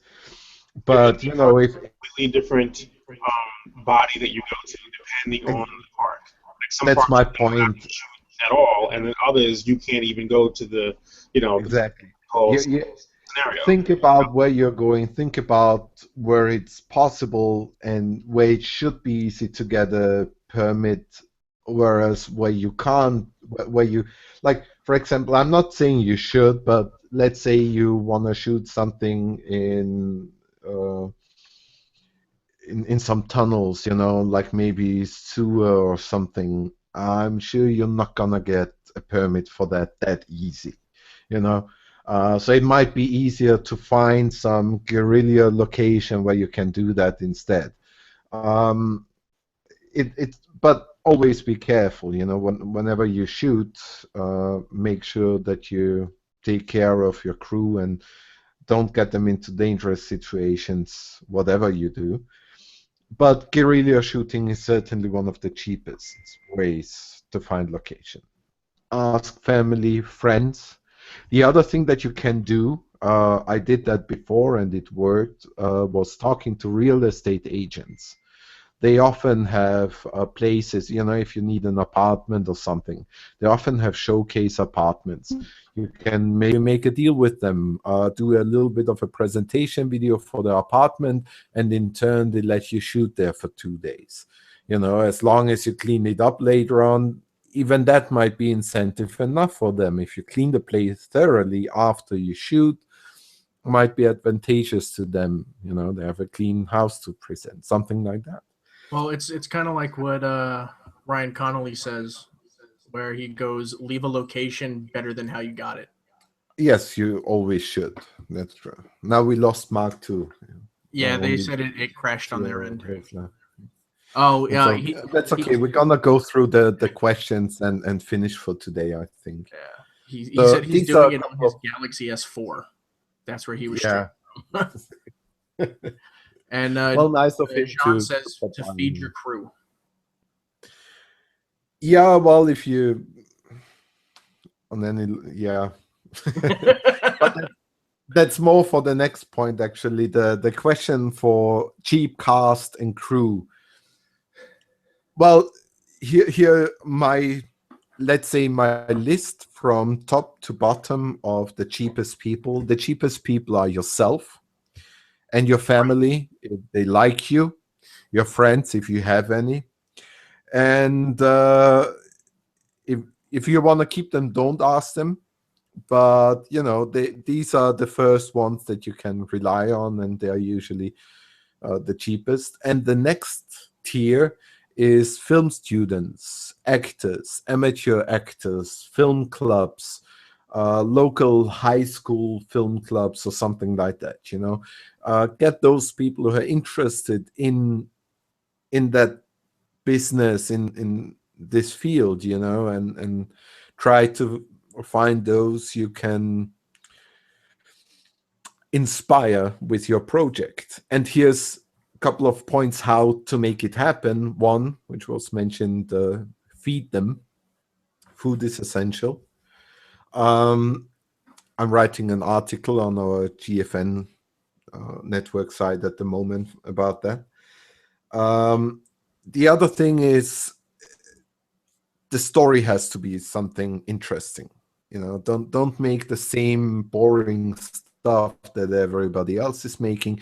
Make something that people, you know, even professionals who make a living with this kind of work, they usually don't make the funny stuff. They usually make rather boring things. So if you have something exciting, something funny, something enticing, it's easier to get them on board. Some science fiction, fantasy, some comedy. It's usually more enticing to people than a short drama about the relationship of a guy and a girl, and it's 5 minutes and there's a twist at the end. It's like we've seen that so many times. So if you want to get people for nothing, at least make it fun for them. That's crucial. But generally, young filmmakers, young actors, people starting out, not young in age, but in experience, those are the ones you want to talk to. And if you live in a region where you can't seem to find anybody, well, do what I did. I moved to the UK because I want to shoot in English, and Austria is not, the best place to do so. It's like that's kind of the same advice that was given to me, because I'm not originally from Texas, from New York. So all my friends are filmmakers in New York. And when I moved here, I had nothing, and really kind of just jumped into everything, trying to just do stuff myself instead of having like selling scripts or giving scripts to other people. And it was the writer director Robert Rodriguez that told me to just go to the University of Texas, Austin. He's like, there's tons of people in the theater group, actors, the whole film program. They won't ask for money a lot of the times. They just want credit. Yeah, Credit and they need projects to their work on and practice on anyway. Yeah. And the other thing is very important. If you work with inexperienced people, you better know your shit. I learned it the hard way when I came out of corporate, where I was used to everybody knowing what they are doing, and I didn't have to touch anything out of my jurisdiction. I came on set, I had my script, actors were there, they were in makeup and costumes, and I just had to go through the script, basically. Very boring work. But when I turned indie, I realized, after the first shoot that I did, that if you work with inexperienced people, the material you're gonna get will reflect that. And the more you know about the process yourself, about every other department, the better you can control what comes out, right? So if you do no budget indie stuff, make sure that you should know lenses, you should know cameras, you should know data, you should know codecs, you should know a little bit of post-production. You should know lighting, you should know, a lot of stuff on the set. You should know how to do a clapperboard, because, sometimes it's going to be all you. And it's better if you know what's happening than later on finding out that what you've got is shit. So, And I figure we'll skip over animation software and the future of VX, because I suck at both of those things, and our VX guys left. And we'll move on to apples or banana. Also, animation software. I do have two recommendations for this particular question. The first one is Dufu, Dufu. No, I'm not swearing. That's the nickname of a French guy who made a rigging script for After Effects. Awesome stuff. Really cool dude. Very nice guy as well. Helps you if you have questions. You can find it if you Google do foo. I'm sure you will find it. That's one. It's After Effects, a script that you can load into After Effects. You can assign points. You find a lot of tutorials on his side as well. And then you can automate a lot of the movements, and you can assign in which direction joints can move and what the degree of movement is and so on. And once you have set up a skeleton, you can easily move a leg and the leg will make more or less a natural movement, So that's one. And the other for facial stuff, After Effects, I don't know if it's already in the in the new version of After Effects, or if it's coming out soon, but they announced it on the NAB. There's a new tool in After Effects which you can use okay, here is how it works. You make a character in Illustrator and you assign in groups. For example, you make the group eyes, and for the eyes you have sub elements like closed eyes, wide eyes, surprised eyes, whatever, and you give them specific names. The same goes for mouth, for example, where you have a smiling mouth, and I think you can assign the vocals and whatnot, and you take this whole character into After Effects and start this tune tool, this animation tool, and it automatically figures out the mouth movement, and you hook up a webcam, and while you record your voice, the webcam is recording your facial movement and is live and automatically translating that into the movements of the character in After Effects. So you have an automatic recording facial movement kind of thing. Even if you blink, it will blink. If you move your head, the character will move its head. So there are a lot of options. So if you're looking for animation tools, that's gonna be something very simple and easy to use in After Effects. So that's my advice here. On the future of FX, we did talk a little bit about it today with automatization. I think it's a little bit of a broad topic and will take quite a long time to get into it. I feel like that should be a podcast On its all own. on its own. Yeah. Where we maybe have a guest who is actually into VFX and Yeah. maybe knows a little bit more. That's true. Then there was the question of apple and bananas. Apples. Personally, bananas. No, apples. All day, every day. Cooked or inside some cake or whatever, apples on top of cakes or just by itself, bananas. But I'm a big monkey, so. The question of places to go for better freelance. Well, we scratch that topic by saying, go where there's other people. I personally, I don't freelance. I do my own stuff. Even if I would freelance, here's my advice: don't freelance. It's better to find maybe one or two people who are interested in similar things and maybe have complementary skills to what you do. Like maybe if you're the more creative guy, maybe find somebody who is more technical, adept, and maybe somebody who is more sort of an organizational talent, or find a bunch of people that you can relate to and work with and try to form sort of a small group.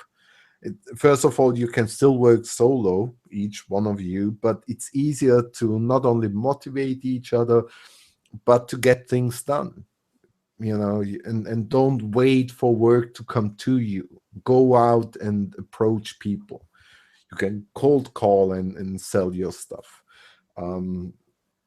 That said, and I'm not much of a freelancer myself. How about you, Sean? I don't know. I wouldn't necessarily call it freelance. I've definitely gone and helped friends because on all their productions they need help, and a lot of the pretty much everyone in the industry will say, it's a great way of networking. Work on other people's projects. You build up a great rapport. Maybe they'll come and they'll help your projects. That has never been the case with me. I have written scripts for videos that have blown up on YouTube. I've done audio and camera work on music videos that have blown up and been on MTV. And every single person that I've worked with never seems to have time to work on any of my projects. So I don't necessarily recommend just helping people for free. If you can get paid for something that you're doing that you're good at, then get paid for it. Well, if you do it for reciprocity, it might not work always. I agree with that. But I don't think if you work for free, you should work for free, period. You shouldn't expect anything in return, except maybe credits, or make a contract, God damn it. Yeah. By the way, we have a sample contract in the group, one that I've used several times, and it makes more sense to use something like that. It protects you. Yeah, and that doesn't matter on which side you are. It just the moment there are less misunderstandings. And misunderstandings happen all the time, especially when it comes to budget and money. Be careful there. The last question was about finding proper soundtracks. Well, I don't know. I have the same problem. I'm looking for soundtracks for my stuff, for Lay and the Key of Life. I had 4 musicians by now. All agreed to do something for it and then didn't turn out anything, or there was one misunderstanding about budget. It's very hard, and I think, especially if you do no budget stuff, like my last project, Lay and the Key of Life, is a no budget project. Because in this case, I had a musician who did quite a nice song, but he would have asked for some money, and that would have caused problems with everybody else. Even while we were shooting, we had one actor who wanted money. After 3 days of shooting, he wanted money for a 4th or 5th day, and that no. Not because I'm cheap, but because it would have, everybody else would have been entitled to the same thing, and it was a little bit, pretentious in a way, because everybody knew what they were going into. It was a little bit weird, and so I can't really pay money for music now as well. But, and I think this is the point, and this is the point I'm trying to make, it's easier to get crew and cast enthusiastic because they are there. They are part of the thing. Once the whole thing starts, if you like being on set like myself, I love set. I love being on set. That's where I, excel and become really active, and I forget to eat, drink, and sit down even for a minute on a shooting day. And I'm sure I'm not the only one. Actors that I know like being there, that's what they want to do. So you should provide exactly that. What you cannot do, and this is the problem that I found with post-production people, with musicians, with people who are not on set. You cannot sell the same enthusiasm. They don't have the connection to the project like you do. And while I'm telling you all this, Mark is playing around on a couple of sites. There are a couple of music sites, of course, where you can find music. I don't like the generic soundtracks, but I did mix and sample some of my own. And I think this is where you can go. Nowadays, it's not that complicated to make music anymore. Take GarageBand and you can make something that, sounds halfway decent. Why not? Yeah, like right now I'm on. I think it was Jean Music bed. said music bed. Yeah. SoundCloud has some stuff. It's not like there's if you search for royalty-free music, you'll find a whole lot. You can search for public domain. There's a lot of that stuff, but be careful. Not everything that is labeled public domain has the same rights everywhere. Like I'm using a song in Lay and the Key of Life, the ending song, which is actually a public domain song, but Sony has rights on it nonetheless. They let me use it non-commercially, but be careful if you just pick random music.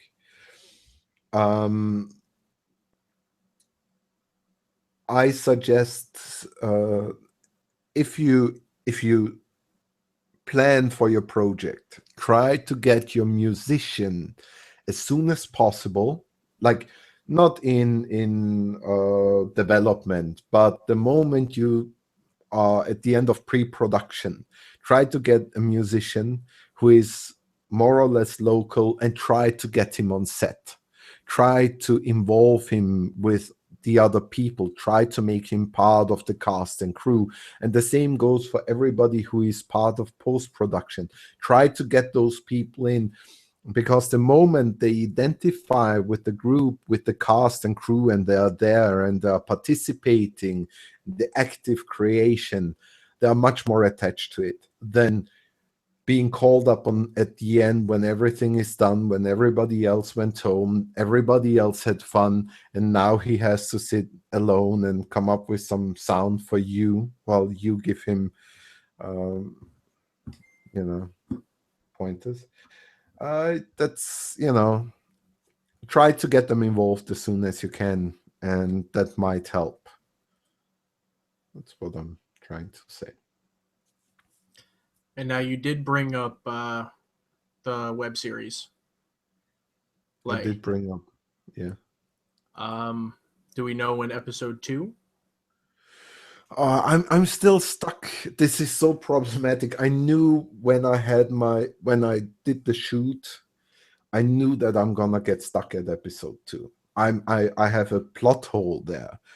It's weird because it was an it was an unscripted thing, right? And I didn't shoot it chronologically, but there was a sort of development of story arcs, and the first couple of shoots went so well, and there was enough material to have something substantial. And then I started to doubt myself. It came the time of, first of all, we had a big pause between, and a lot of things happened. And at one point, I just got really stuck in there. I knew I'm not gonna get through this whole thing. And I had to pick myself up. And interestingly enough, exactly in that moments of funk was when we shot most of episode 2. And I knew before that I'm gonna have problems in post-production for that. I'm still stuck, partially because of sound, by the way. And what bugs me the most, this is so hard for me.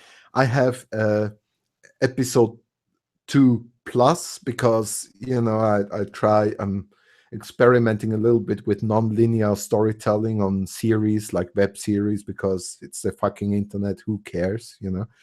And I have this concept in episode 2, one of the main characters is leaving the group for a short while they just keep moving, and he comes back to them, and his adventure is a separate episode, which is about him, in a little bit of a different style. Music problem there as well, because I need a strong entry music, like a epic hero start in the style of Django, not the Western, but the music kind of thing, you know. And but the whole thing is so awesome. This episode, and I more or less I've got it finished. I just would need the music really, and a couple of finishing touches. But I can't really show that before I'm finished with episode 2. And I'm stuck in episode 2. I've got episode 2 plus finished, and I don't know. I'll get back to it. It's hard. It's, you know, and especially since I don't really have a deadline for it. There's nothing that is pushing me too much to sit down and get over it and just, you know, push it through, because that's what it is essentially my creative. I don't know, my demands on myself about quality is not really aligning well with what I've got, because material wise it's you know, I shouldn't make such a fuss. Just get over it and cut it and fuck it. The later episodes are much better anyway, because after that funk, after that episode 2 where we shot most of the parts for episode 2, after that was done, I you know, the whole project made sense. It was fun. I got my story more or less going, and I knew where we were going, and it all worked out much better. It's just I don't have a plot for episode 2. It's basically characters moving from point A to B, which is part of the fun that I wanted to make. Like, I wanted to make fun of role-playing games and Lord of the Rings and movies like that, where people just move from point A to B for very long. But the joke just, you know, there's no there is no end to the joke. There is no punchline. It's just nothing really. And that's a little bit sad. Yeah. So we actually had a comment that when you talked about the files that we Yeah. have, one user did not know that we had them. Oh, if you look into our group, you should be able to access them. It's under our files. Not that hard to find. I just posted an exemplary contract that I used to use on the files. There are a couple of other things there as well. Celtics, for example, you will find. There are a couple of other things that people have uploaded. Yeah, if you need it again, hold on. Just comment on it and push it up. I bumped it up in the group. That contract. Right. So anyway, if you want to see Lay and the Key of Life, well, then Google that. It's Lay and the Key of Life. Ley and the Key of Life. I think we have it linked in our. It's in its own playlist on the Guerrilla Filmmaker. It is. YouTube channel. It is. Have a look. It's completely unscripted, no preparation, not a single word written down, except a little bit on character description for the actors. And it turned out quite nicely. As I said, I'm just a little bit lost in the second episode. If you're a musician and you want to contribute to this no budget project, well, get in touch with me. I would appreciate it. Anyway, also, if you want to contribute to the Guerrilla Filmmaker Network by writing articles, producing some tutorials or DIY videos, or even if you want to showcase your stuff, BTS material, you can contact one of our admins, write to us. You can come to our guerrillafilmmakers.net website. Join the forums, talk with us there. Join us on Facebook. We have a page, we have the group, and we have Twitter, GFN Network, I think. GF Network. Yes. And I'm your go-to guy if you have anything that you want to submit, wanting to know guidelines. Content-wise, yeah. Yes. Not all content-wise, just video content that you want to put up on YouTube. Yeah. I think we're still working on a submission process on the forums where you can just click buttons and have it sent. But for now, I'm always on the forums. Just go Message Sean either on the forums or via My name's Facebook. right there on the screen. Right. Where's my finger? No, wait. Yeah, right there. It's right there. You'll see me on the forums, and you can also tweet me. I'm usually not on Facebook. I don't really like Facebook, but you can find me on Twitter and the forums. On Twitter, it's Moondoggy82, MOONDOGGIE 82, and I usually get back to you immediately. Cool. Before we end the show, and if you have been watching until now, I think you deserve hearing about it. Yeah. No, you're like, and you're still listening now. I was like, I'm sorry. No. Yeah, if you're still listening, what are you doing here? Go out, have some fun, get laid, get a life. No, but in all seriousness, I'm not gonna mention names or companies, but I'm gonna hint at it because I'm not really sure if it's NDA. I don't think it is. It's just that they are not really promoting it yet. There is this online platform that is very competent in selling computer games online. I'm not gonna say names, and nobody has to guess. But let's just say that they are very good at selling games online. And they are going to add videos. They already have one or two, which they have been trying out, but they haven't opened it up to the general public yet.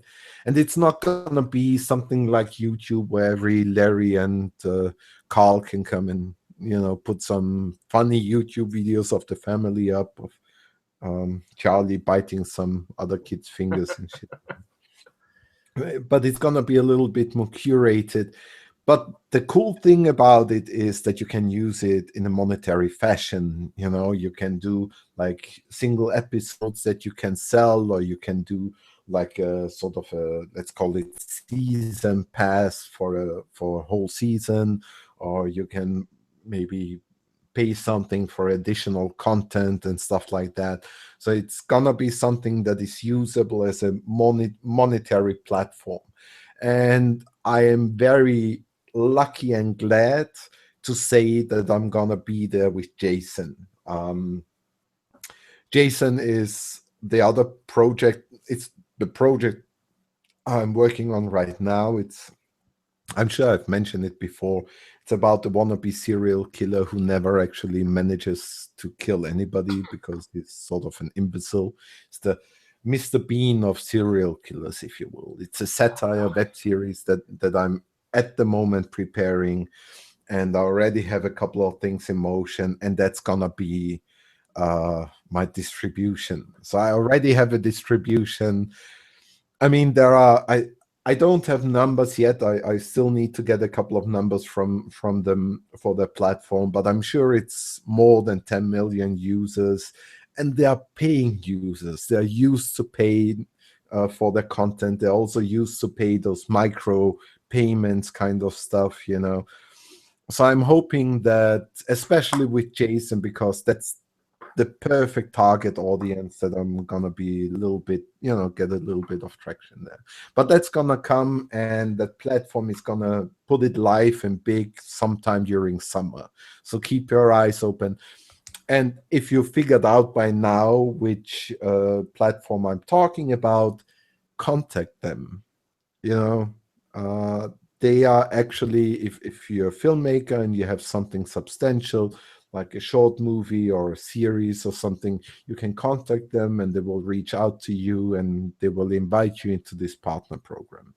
So, that's something much better than YouTube, I reckon. Much better than Vimeo for monetary stuff. That's gonna be because the audience is the one that you want.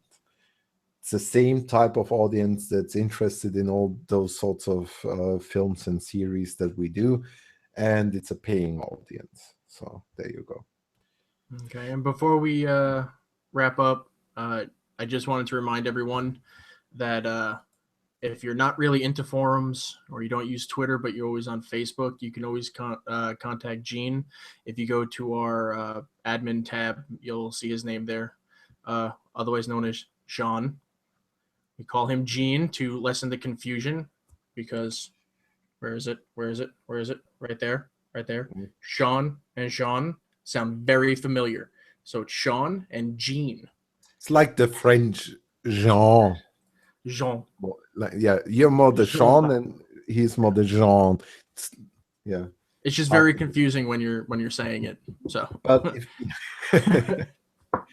yeah, but Jean is somebody you can talk to. Anybody on the admin team, really, if you want to reach out, if you want to be part, if you want to contribute something, reach out to us and let's get this done.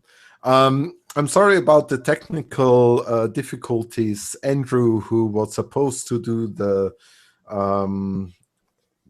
technical side, he had some internet trouble. Mark, our token black friend.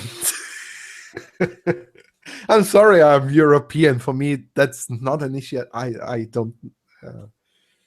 But yeah, in Europe, racial issues are very different. It's more cultural stuff than skin tones, so it's a little bit weird. Anyway, if you forgive us for the technical difficulties, we are still working on it. But we need a better system. I don't think that Google Hangout is really sufficient for this kind of thing. The quality is shit. At stuff. Yeah. I'm gonna start looking into better options for us. Some live software. There's stuff out there that we, I'm sure, can use. Yeah. Anyway, thanks for coming, watching. I hope there was some stuff that was interesting to you. Make sure next time you send us your questions, or if you have suggestions for topics. We should do these roundtables more often. It would help us get the kinks out. Yeah, really. So thanks for watching the Guerrilla Filmmaker Network Admins Live Podcast Roundtable Podium Discussion Season 1. Jesus Christ. I thought a ridiculous name for a ridiculous show would make sense. Oh, God. Oh, man, damn it. Right. Hold on. We're not leaving yet. I am going to get this goddamn picture up if it freaking kills me. What picture are you talking about? We were talking about it before, like Tim Burton and all that stuff. Do not crash on me. Oh, you want to show me nipple Batman? No. This is a legit thing from it was going to be called Superman Lives.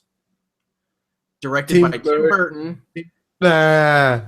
You're kidding me. You're shit. No. I swear to God, it was shit canned so fast. The movie was written. Holy shit. The movie was written by Kevin Smith and was going to be directed by Tim Burton, and it was going to star Nick Cage as Superman. No. Kevin Smith never wrote. No, he did. He wrote the first draft. He even said it. He's in the documentary. Yes, but when it got to that point, I remember that. But when it came to the point where Tim Burton was involved, it wasn't his script anymore. I mean, let's be fair, okay? Kevin Smith, he's an accomplished comic writer. Actually, he did quite a few. He did a couple of very good Green Lanterns. He did a couple of Batmans and Supermans. He is really not that bad, when it comes to writing comics. I mean, look at it. Just look at it. That's this. Can you imagine? Like, no. oh Although my now I kind of want God. to see it to see how bad it could possibly be. But I'm like like Nicolas Cage as Superman. Oh my God. now I hated Brandon Routh as Superman in Superman Returns, but he's a fairly good actor. He's a pretty funny guy in everything else that he's been in. And he didn't look so bad. I mean, Well, as he looked like Superman, Keanu you know? Reeves. He looked like Keanu Reeves, and that's the whole thing they were going for. And I hated the Keanu Reeves Supermans. Not Keanu Reeves. What's his name? Christopher Reeve. Yeah, Christopher Reeve. Reeve. Yeah. Keanu Reeves is fucking amazing. If you haven't seen John Wick, go see John Wick. But I feel that Nick Cage would be better than Brandon Routh As Superman. as Superman. Yeah, Look, wait. for me- Wait. Here's my whole reasoning why. Nick Cage loves Superman. I mean, he is obsessed with it. If I remember That's correctly, one of his kids is named Kal-El. All right, I think he owns like the majority of the copies still lying around of Action Comics 1, on top of the dinosaur fossils for some fucking reason. But like he loves the character. I think he would have portrayed it because you know the say like you know they. No, I get it, but he doesn't look the type. Come on. Well, no, because the whole one that they were going for, they were going with the Superman. I don't remember if it was. I think it was like the early '90s when he had that terrible mullet and he died. I remember. I think that's what they were going for. So it's like he doesn't have his powers. The suit's kind of powering him back up, like all that garbage. You know, my favorite Superman, like depicted in sort of a film variation to this day, still not Nick Cage? Lewis and Clark. Shit, what is his name? The costume was shit, and you know the series was not really that good, but from the looks, you know, just from the facial type. If you go from Clark Kent to Superman with glasses, that actor, I can't remember his name. Dean Cain. There you go. Yes, exactly. He looked like a 50s Superman, you know? Yeah. The jawline of Superman has to be really like I don't know. Nicolas Cage is. Can you imagine when he gets his cage on and he would do a dramatic scene of Superman? Well, like that's the thing. Just like on Community, where they, you know, you have those movies where Nick Cage is amazing, and then there's those movies where Nick Cage is Nick Cage. You know, so I don't know which one, like which spectrum this would fall on. He looks very serious in this picture, though. I have to say. So in that regard, Ben Affleck as Batman is still a much better choice. Well, you see, everyone has a problem with Ben Affleck as Batman. He's a really good actor. I think so. I like him. I seriously, I don't know why people bashing him. I like him. Even as Daredevil, he was a good Daredevil. I didn't mind Daredevil. I mean the script. Let's face it. The villains were stupid. The story was weak. But his performance was good. He was all right. Jennifer Garner was all right. You know, these were the two that actually made the movie for me. No, he was shit. And sadly, Duncan was shit too. Yeah. Like the Kingpin was a terrible. The new Netflix show. Because of the actor, but directional choices, I'm guessing, you know. Yeah, the new Netflix show, however, is amazing. Sorry? The new Netflix series, Daredevil, is amazing. I hadn't watched it yet. I'm not sure because all those series that came out, you know, like Gotham, Flash, Arrow, even Marvel Shield, I can't watch that crap. It breaks my heart to see the cheapness of television making it all flat. Especially in times where television shows clearly that it can surpass movies by a long shot. Like there are series out there that are really awesome. Better Call Saul, Game of Thrones, obviously. What's You Game of know, Thrones? huh? What's Game of Thrones? Yeah, if you Well, don't know Game of Thrones, you're not well, living on this planet. I think on it's either Netflix or Hulu right now. A show everyone should check out. I think it's just it's like the promo, like the first episode. They're doing it as a promo to kind of build it up, called Wayward Pines. It's based Oh off of yeah, with what's his name? Quite a the one not. from Well, yeah, he's actually he was you in could Wild call him Things an and 80s all that actor. crap. What the hell is his name? He was on. Was he in? I don't know what the fuck his name is, but Juliette Lewis is in it. I don't like Oh her, yeah. but she's in Yeah. it. Um, Yeah, but she's not bad. You can't say that she's a bad actress. I mean, you might not like her. she's just You not know, aesthetically pleasing, so it makes it really hard for me to watch anything with her in it. But the first episode, I was really surprised how good it was. And Matt Dillon, by wait, the way. Sorry. okay, yeah. Matt Wait, Dillon. but and now here's the thing. It's the first episode is directed by M. Night Shyamalan. If you didn't know M. Night Shyamalan was directing it, I swear to God, you'd be like, "This is like the best episode ever." And then it's You like M. Night shouldn't have Shyamalan, told and you're me like, that. Now I'm come gonna on. go in biased. Now you fucked it up for me. Now I'm gonna go in and close my eyes all the time because it's an M. Night Shyamalan thing. Well, there's no M. Night Shyamalan twist. There's none of that. It's just the show is what the show is. And from what I was reading about the book, because I haven't picked it up yet, it's very much inspired by Twin Peaks. Yeah. By like that whole. Oh yeah, I heard Twin that it's Peaks gonna is. go in that direction. Yeah, that's true. That's true. So. But you know, that's what I'm saying. At the moment, TV shows are really, really good. True Detective, for example, was I don't know what really, that is. really good. You haven't No, seen I'm that? kidding. I'm kidding. Don't. Not funny. But you know, the bunch of really good movies and it's not only TV shows really, but it's also starting to become like productions by Netflix, like House of Cards, for example. Yahoo, YouTube, sorry, not YouTube, Yahoo, Amazon. Yeah. You know, Amazon Studios now has a couple of things running. The originals on Amazon I'm as still well pissed. that are not that bad. I'm still pissed that Amazon didn't pick up that Chris Carter show. I think it was like either the first year or the second year that they did like the season voting. It was called The After. Yeah. That was a really good show, and it left it on a cliffhanger that makes you go, "I need to know what happens." And they're like, "Nah, we're gonna pick up this kid show."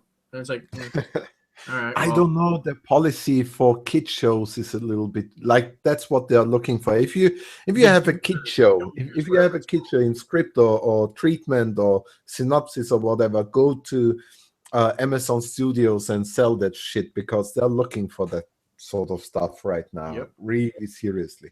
But yeah, there are coming a lot of secondary platforms that start producing content. I said that years ago that that's gonna happen, you know, and Sony Originals, if you don't know that, it's called Powers. Yep. That's a really good show too. It's not that bad, and quite some actors. What's his name? The guy who played in District 9. Yeah, I think he's the main detective. Rokamp, or what's his name? The South African actor. Yeah, I can't remember his name, but I mean, you got Eddie Izzard. Eddie Izzard is actor. Yeah. I mean, he's naked a lot, but whatever. Hold on. You're not gonna pull up naked Eddie Izzard, are you? Sharlto Copley. That's his name. I'll take your word for it. Weird name, anyway. No, but that's a PlayStation original. Yeah. That's made for the PlayStation Network. Yeah. Xbox is coming out with some stuff soon, I'm guessing. So, you know, there's a lot of, and that means that content will be much more sought after in the next couple of years. Like there will be more market for it. You know, if you have good series, it's gonna be a huge market for it. It's not gonna get less. Yep. So yeah, exciting times actually. If you have some series going on, you know. I think that's a I pretty good just wish place. they would go more out into the field, you know, all those program managers and whatnot, and go into the indie scene, because that's where you get a lot of good ideas at the moment. I'm not sure if they're really looking well enough, good enough. Yeah. Yeah. But I think that's a good place for us to end it. That's all right. Okay. Thanks again. And I think this is our third ending now. So thank you for watching. And tune in the next time for one of our roundtables. Yeah, and we're leaving you with this disturbing image of Nicolas Cage, what might have been a Superman. Well, Ugh, oh, Jesus Christ. It's so bad.